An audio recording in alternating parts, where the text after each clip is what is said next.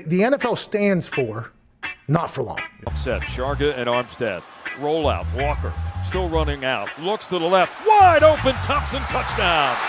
Colin Thompson with the touchdown. There was nobody within 20 yards. What a catch off the bobble. Colin Thompson scoops it up. Lofting corner, the end zone. It is caught for the touchdown.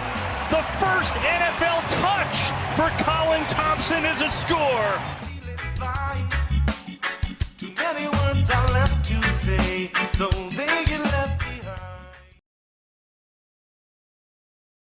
At the Eagles game tape, Colin Thompson, the Colin Thompson Show, not for long media. NFL tight end Colin Thompson breaks down the Eagles with us every Tuesday here on the Sports Bash Live and on his not for long media social media channels. And he, of course, joins me right now. We take a look at the Eagles. 10-1, my man. 10-1. The Eagles have reached the 11th game of the season at 10-1. Same as last year, Colin Thompson. Would it be, my man? Great to see you, Mike. Positive times in Philadelphia. I know that's hard to believe for a lot of Eagles fans out there that think the sky's falling when you are looking at possibly the best team in the history of the organization. And wow. What, 2 decades of success really, other than a couple blips in the radar. So morale's high. If you're an Eagles fan, they can beat you multiple ways. That's what scares me. We talked about that on the show here before. I think the Niners can beat you different ways too. Going to be a great matchup. We're going to preview here in a little bit, but we're going to get into the previous game against a Bills team that's, I think, severely underrated now that Joe Brady's the OC there. Yeah, that brings a different element to them. I thought they ran the ball more and better than they have over the first half of the season here. But Hurts comes back. He doesn't play well in the first half of that game, but he essentially wins him the game in the second half there. You look at the numbers, 200 yards, you would say, not a great game. But in your mind, Colin Thompson, is Jalen Hurts actually playing better this season than last year? I think Jalen Hurts is the best quarterback in the NFL, not named Patrick Mahomes. I don't think that's a hot take. I think Jalen that NFL top 150 players that comes out, I think Jalen will be in the top 10 if he's not in that already. The Eagles drafted the Michael Jordan of the NFL. This guy is a grinder, a worker. He is unemotional. He is dialed in beyond belief about having success. There's different people reacting to his clip when he was sitting on the sideline, when they tied the game with that massive kick by, Jake Elliott, and how he was just emotionless and he was so dialed in and so focused on what to expect coming to the overtime, different plays they were going through with the coordinator. I mean, this guy's just on another level mentally where I don't think people fully comprehend what that takes to get to that level. Not playing, I'm talking mentally, to be that calm, cool, and collected. You saw it, Mike. The guy makes the right reads on RPOs. That last run, that wasn't a draw. That was man-to-man coverage, a bubble screen for the touchdown. They were man-to-man. He pump fakes the bubble. If it's zone, he gives it to the bubble. It was man, pump fake. Kelsey pulls around on a pin and pull scheme. Just really basic inside zone with a little leverage pull. And you have a walk-off touchdown. And when the Eagles can run the ball with Jalen, which you're going to see later in games in critical moments, they're on high test gasoline, Mike. They're V8 I feel like Colin, and see if you agree or disagree, that play was not something they were using earlier. They weren't asking him to do as much. You saw it twice late in the game against Buffalo. They have it in their cap, but why would you run it early and put him in jeopardize his health? Right. You have to be, a quarterback's got to be tough. No, he does not. Of course he's got to be tough, but do not put him in harm's way. Do not. And I think, right, when it's certain times, it's time to run it. Like last year in the Super Bowl, he was way mobile. So the Eagles, when he runs, that's why fans are saying, well, they haven't played a complete game offensively. Well, why? Because their best player can't do with something that he's really good at. So expect that as the season rolls on here. With that kind of leads into, you said that's a play they kind of keep in their back pocket there. Give me the pros and cons so far from what you've seen from Brian Johnson. I asked this question, Colin, yesterday. Apparently, Adam Schefter said on the Pat McAfee show that Brian Johnson's going to be at the top of list for head coaching jobs. I wrote the article over at 97.3ESPN.com, posted it out on our social media platforms, and of course, I'll drive you to the airport. See you later. Guy sucks. Hire Frank Reich. They don't like this guy.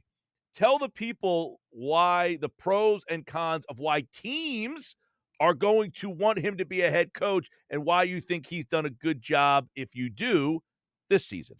Well, first off, guys, let's take a step back here. Unpeel this onion, if you will. Nick Sirianni's an offensive football coach. He has lots of say of what's called, how it's called.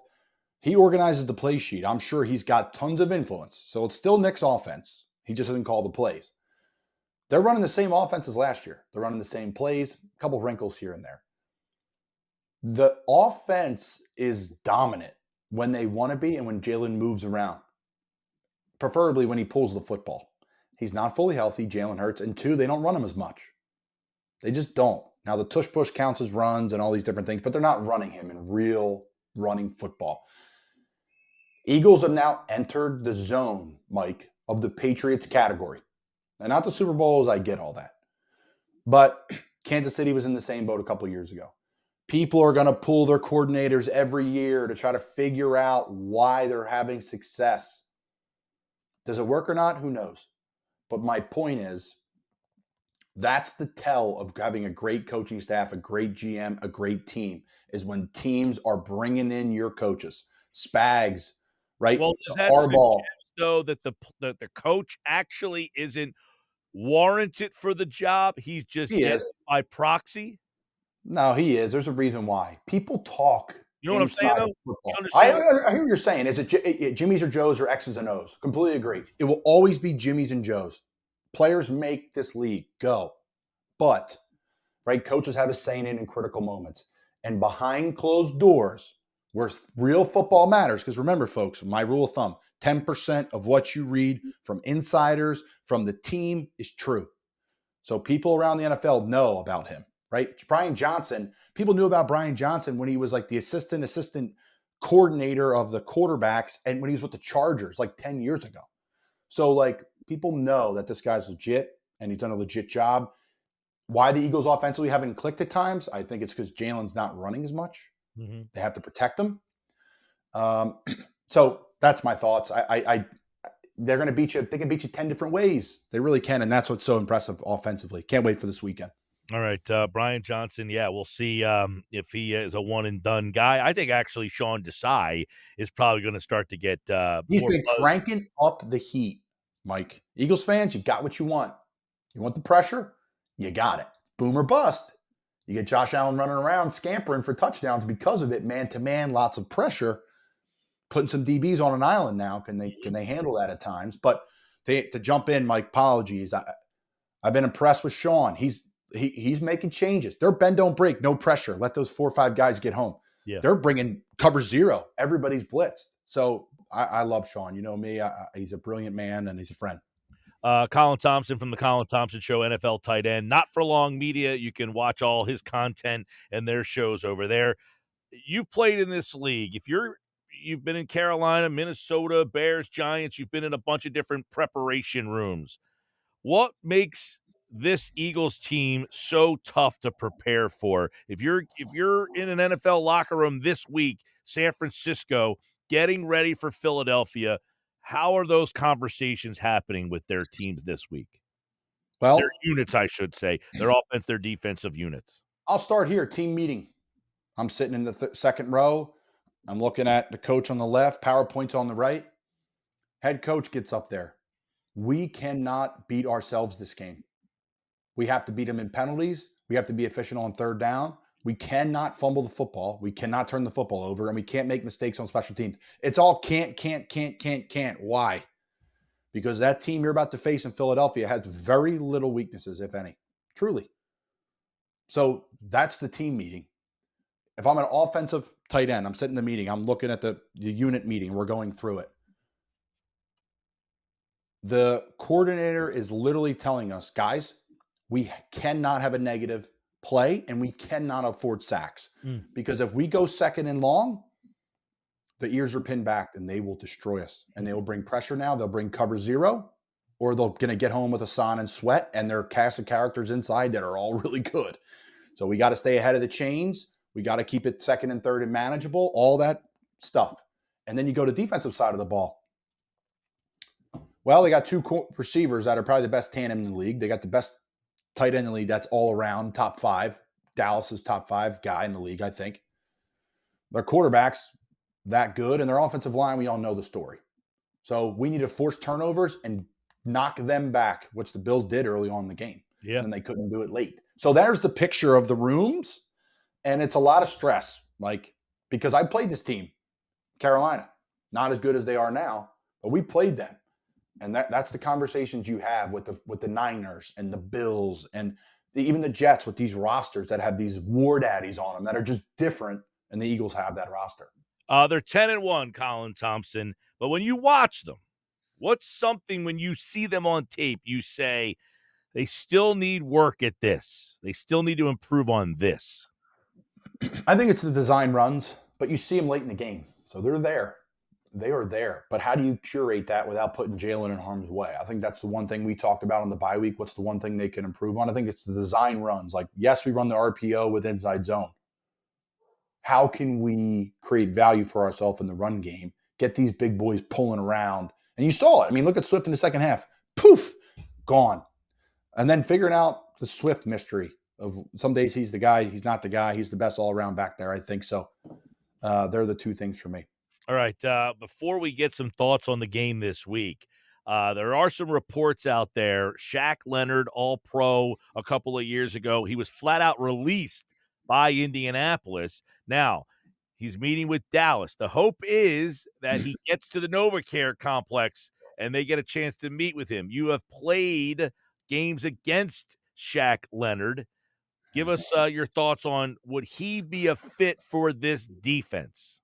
Oh, yeah. I mean, if he's healthy, oh boy. I mean, he's like Brian Urlacher type good. That's why he got paid the way he did. He's had some back surgery, I believe, that set him back. This guy runs, hits, tall. I mean, he's tall. He's all 6'4", long. Like Zach Cunningham. Yeah, punches at the ball big time. Zach's big. This guy's bigger. I mean, this guy's lanky. He looks almost like an edge rusher. That's how like long his levers are. It's interesting. Like if they really wanted him, I wonder how the agents are handling this. Like Philly, you really want him? You got to give him a multi-year deal. You know, if Dallas, you want him? Like how are they leveraging that? That's an interesting thing that I would really want to know where he signs. Like how's this being handled? Because if I'm Eagles and I really want him, I never let him walk into any other facility, let alone Dallas. Do they, or the agent saying, nope, we're not taking calls until this visit's over, and then Philly's getting anxious. So I would love to know that cat and mouse game. Love to. Right, like he's in Dallas today. Does the agent owe it to the player to say, let's just see what Philly has to say? Or you know they are, Mike. Or does Dallas say, we can't let you get to Philly? I hate to say it, but we'll find out here in a couple, and probably by this afternoon, if not very soon, of what he's going to be doing, because the agent's going to be trying to leverage the heck out of it. I mean, you're a free agent right now, so you know this game. Are you surprised that he has not had a lot of interest? I think people are trying to figure out having a lot of interest. Like to me, I look at it like this. Now, here I am. I'm a gas bag on the radio. This is my thought. You're very good at it too, by the way. Thank you, sir. Nick Sirianni. You're a tremendous slouch. Shane Steichen. They obviously know each other very well. Does Steichen say to Nick, he's got nothing left in the tank? Or, yo, Nick, this guy can really help you. Does that happen? I can guarantee you there's people in that Eagles front office or some sort of agent that is talking to somebody in Indy. Okay, right, what happened? I'm saying no, but they're figuring out. Steichen are right. They were right there in the wars together. Offensive coordinator. Yo, man, give me some intel on Leonard. Yeah, he's still playing. So the fact that he's still available kind of tells me that Steichen maybe says, he might not have anything left in the tank. I'm sure he's texting Steichen, no doubt. But really what the question is, like, who's in that front office that's got a friend with the Colts? That's an assistant GM, head of pro scouting. Hey, bud, what really happened? Where are the issues? And there's another reason why that he does these visits, folks. People may not know this. They're X-raying, they're MRIing everything. Mm-hmm. And he has to pass a physical. They may make him, which I've signed before on my broken foot. I have a broken right foot. I broke it twice, broke my left foot once. I have a big old deck screw in my right foot. I had the Embiid injury on my left foot, the navicular, and that's why I got released from Florida, because they're like, you're done, career's over. And that's how I ended up at Temple, which was awesome. But the right foot, they make me sign a waiver on. If I get hurt on the right foot, on that right fifth metatarsal, I don't get a dime. I signed that with the Giants and the Bears. I haven't signed one since. I've been healthy. So my point to it is they may make him sign a waiver. Like, if you hurt your back, we don't owe you any money. Yeah. And that's where the agent's working out now, because Philly may say, we want to check him out too. Because if you have a bad back and you get hurt, it's a damaged good, right? Like, we're just a piece of meat at the end of the day. I hate to say it. I know. So, Well, I just wonder if, if you're Steichen and Sirianni says, hey, man, we really need linebacker help. Can this guy still play? You would think that deal may have been done by now. they want to see MRIs. They want their doctors to get hands on him. Like, they know he's a baller, but why did you just cut the best linebacker in the NFL? Especially when you have all that cap room the Colts have. Right. So they're going to want to see MRIs, x-rays. All right, NFL tight end Colin Thompson. Everybody's talking about this game. Debo Samuel says, I said what I said. Reddick says it's time. A.J. Brown this week said, Eagles fans, I need your help. It's troll Debo week. He wants the fans to go after Debo Samuel. This thing's going to get ripe by the time they kick off. So give me some quick initial thoughts on how these teams match up. This is like WWE, Mike. I mean, this is like whoever the two best guys at WWE that went at it back, Hulk and The Rock. I don't know. It's not my world. Somebody's probably freaking out at me listening to themselves right now. Like, this guy knows Punk, nothing. man. CM Punk is back. I know you're jacked up about that. But listen, there's not a better roster in the NFL than Philadelphia and the Niners. I mean, pound for pound, unbelievable. And what the Niners do offensively with the old school play action pass and the ball's out of their hands quick and the jet motion and C-Max at receiver and Debo's at running back and Trenton Williams and George Kittle's balling, like blocking and catching at another level. Defensively, their D-line, I mean, they have the two best probably linebacker tandem in the league in Warner and Greenlaw. Buckle up. This is the game of the NFL. You thought last week was good? Wait for this one. And, the Eagles are going to be empty in the tank. The Niners are going to be empty in the tank. This game has major, major home field advantage implications and payback and all that drama too. But that all goes away after the first quarter. Buckle up. Second through fourth quarter, man. It's going to be a freaking race. It's going to be a track meet. Colin Thompson from the Colin Thompson Show on Not For Long Media. Check them out over there. And, of course, right here on the Sports Bash Live on 97.3 ESPN. All right, CT. Good insight, my friend. Mikey Gill, you're the best. Thanks for having me on, my friend. All right, that's Colin Thompson, everybody, here on the Sports Bash Live. And don't forget, check out Not For Long Media's YouTube social media platforms for more of the Colin Thompson Show. All right, more coming back. In fact, when we come back, I'm going to tell you, if the Eagles win and the Niners win, the percentages of those two teams getting the number 1 seed. That's next.